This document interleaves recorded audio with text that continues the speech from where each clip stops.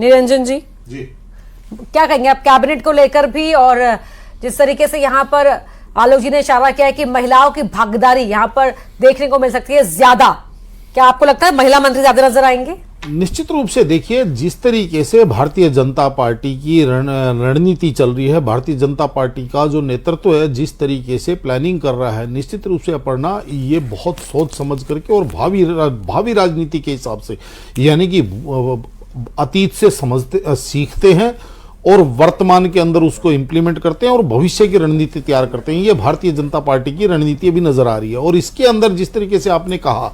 कि अभी जैसे चर्चा चल रही थी कि चुनौतियां क्या क्या हो सकती हैं नई सरकारों के लिए, तो अपर्णा जी इस चीज को आप ये मान के चलिए कि जो मध्य प्रदेश के अंदर अभी तक भारतीय जनता पार्टी की सरकार जो चल रही थी, उनको तमाम योजनाएं लागू करते हुए और जो अब नई अपेक्षाएं, जिस तरीके से मैं बार बार कहता हूं कि आज की तारीख में युवा भारत और युवा भारत को क्विक एक्शन चाहिए। जिस तरीके से उत्तर प्रदेश के मुख्यमंत्री योगी आदित्यनाथ जी की कहूं या आसाम के मुख्यमंत्री हेमंत बिस्वा शर्मा, जिस तरीके से भारतीय जनता पार्टी के मुख्यमंत्रियों में सबसे ज्यादा डिमांडिंग मुख्यमंत्री हैं, उनका केवल एक ही कारण है कि ना कोई विलंब किए बिना किसी भी चीज का तुरंत जिस तरीके से वो फैसला करते हैं, यानी कि अब जनता को कैश पेमेंट वाला सिस्टम चाहिए अपर्णा जी। अब जनता ये नहीं कि हम जांच करेंगे, हम ये करेंगे, हम वो करेंगे। तो कहीं ना कहीं मोहन यादव जी की कहूं या मोहन सरकार के आपके पास वापस पोदार जी, श्री निरंजन जी देना ही होगा भारतीय जनता पार्टी को। निश्चित रूप से देखिए अपर्णा, आपको ये चीज समझनी पड़ेगी कि आज भारतीय जनता पार्टी एकमात्र ऐसी पार्टी है जो कैडर बेस्ड पार्टी है। और ये भी चीज आप देखिए कि जो भारतीय जनता पार्टी की मैं कहूं कि शक्ति, जिस तरीके से पिछले कुछ वर्षों से भारतीय जनता पार्टी उत्तरोत्तर नए कीर्तिमान स्थापित करती जा रही है, इसका सबसे मुख्य कारण ये है कि इसका जो वोटर है वो भी डेडिकेटेड वोटर है। अगर मैं पूरे देश की मैं बात कर रहा हूं कि आज की तारीख में भारतीय जनता पार्टी का वोटर एक डेडिकेटेड वोटर माना जाता है, दूसरी किसी भी पार्टी का वोटर उस पार्टी के लिए डेडिकेटेड नहीं है। आपको अगर आप अभी जैसे तेलंगाना का ही उदाहरण ले लीजिए, हाँ। कि जो बीआरएस ये समझती थी कि मेरा वोटर है वो सारा का सारा, वो वोटर कहीं ना कहीं कांग्रेस की तरफ शिफ्ट हो गया। यानी कि आज वोटर दो भागों में बटा हुआ है पूरे देश के अंदर, कि एक प्रो बीजेपी और एक एंटी बीजेपी, और एंटी बीजेपी वोटर एक मिनट जी, उस वक्त आप कुछ कह रहे थे सर, अपनी बात कंप्लीट कर। तो मैं ये कह रहा था अपर्णा जी कि आज भारतीय जनता पार्टी के अंदर ये विशेषता है कि उसका जो वोटर है वो उसका वोटर है, बाकी अन्य पार्टियों का वोटर केवल आप ये समझ के चलिए कि भारतीय जनता पार्टी को हराने के लिए वोटर है। अगर उदाहरण के तौर पर अगर राज्यों वार में आपको बताऊं तो आज जैसे दिल्ली के अंदर आप देखेंगे कि अगर भारतीय जनता पार्टी को हराती हुई कांग्रेस दिखेगी तो वो वोटर कांग्रेस की तरफ चला जाएगा। वो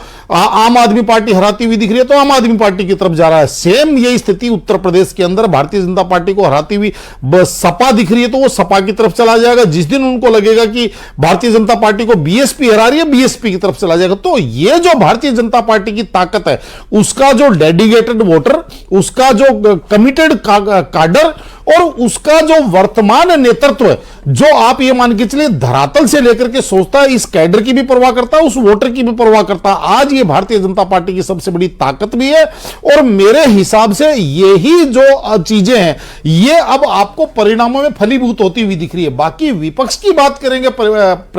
अपर्णा जी, तो विपक्ष केवल और केवल दूसरे की लकीर को छोटा करने में लगा हुआ है, यानी कि भारतीय जनता पार्टी या मोदी जी का कुर्ता खींचने में लगा हुआ है, वो अपनी लकीर को बड़ा नहीं कर रहा। आज जिस तरीके से भारतीय जनता पार्टी अखिल भारतीय विद्यार्थी परिषद से आए हुए 3 कार्यकर्ताओं को अगर प्रदेश का मुख्यमंत्री बनाती है, यही एक समय हुआ करता था जब कांग्रेस के अंदर सेवा दल से आए हुए लोगों को निकाल करके, चाहे आप कमलनाथ जी को ले लीजिए, चाहे अशोक गहलोत जी को ले लीजिए, ये तमाम लोग जो है सेवा दल के कार्यकर्ता हुआ करते थे, जिनको कांग्रेस ने उस समय बड़ी जिम्मेदारी दी थी, बड़ा नेता बनाया था। युवावस्था के अंदर इनको ऐसे ही बहुत बड़ी जिम्मेदारी दी थी। लेकिन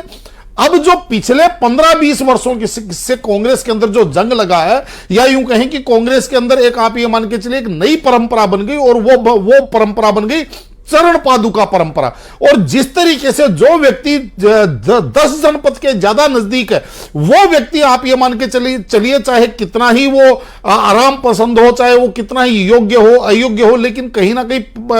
पुरस्कार जो है उसको उपहार उसको मिलता है। तो ये जो चीज है, इससे मेरे हिसाब से कार्यकर्ता भी निराश होता है, इससे वोटर भी इससे जुड़ता कनेक्ट नहीं होता है। और आज की तारीख के अंदर अपर्णा जी एक चीज और बहुत बड़ा परिवर्तन आ गया, इसलिए देश की राजनीति बदलने की जरूरत है। और वो भारतीय जनता पार्टी कदाचित परस्पर नए नए आयाम धर रही है। और वो चीज ये है कि आज जो बाकी की पार्टियां हैं वो परंपरागत राजनीति में पड़ी हुई है, जबकि भारतीय जनता पार्टी ये चीज समझ चुकी है कि आज गांव देहात का एक अंतिम छोर पे बैठा हुआ व्यक्ति भी आज आप ये मान के चलिए किसी ना किसी गैजेट से अटैच है, चाहे मोबाइल हो, चाहे कंप्यूटर हो, चाहे टीवी हो, और वो डे टू डे बेसिस और हर मिनट की खबरों से वो अपडेट है। तो इतना मेरे हिसाब से कोई भी व्यक्ति आप ये मान के चलिए समझदार है कि जब वो सारी चीजों को बड़ी नजदीक से देखता है तो वो अपना निर्णय स्वयं बनाता है। और भारतीय जनता पार्टी यूथ से तो कनेक्ट हो गया है, और समय के साथ साथ जो राजनीति में परिवर्तन आया उसे आपने बखूबी यहाँ पर एक्सप्लेन भी कर दिया है। अगर हम बात करें, अभी एक और बात हो रही थी फीमेल कनेक्ट की भी, महिलाओं की भागीदारी को लेकर भी, उस पर क्या कहेंगे आप? निश्चित रूप से अपर्णा जी एक चीज और मैं बताऊं, ये आपने बहुत अच्छा सवाल किया। एक समय था कि हमने अपने जीवन काल में एक चीज ये देखी है कि महिलाओं को एक चीज का आदेश पारित कर दिया जाता था कि आपको फला पार्टी को वोट देना है, आपको फला निशान के ऊपर आपको वोट डालना है। और महिलाएं जब वहां जाकर के कतार लगा करके, और आप ये मान के चलिए जैसे आदेश का अक्सर सह पालन हुआ करता था। लेकिन आज जो पिछले 15, 20, 25 वर्षों से मैं देख रहा हूं कि एक महिलाओं के अंदर एक जागृति भी आई है, एक मुखरता भी आई है, और उनके अंदर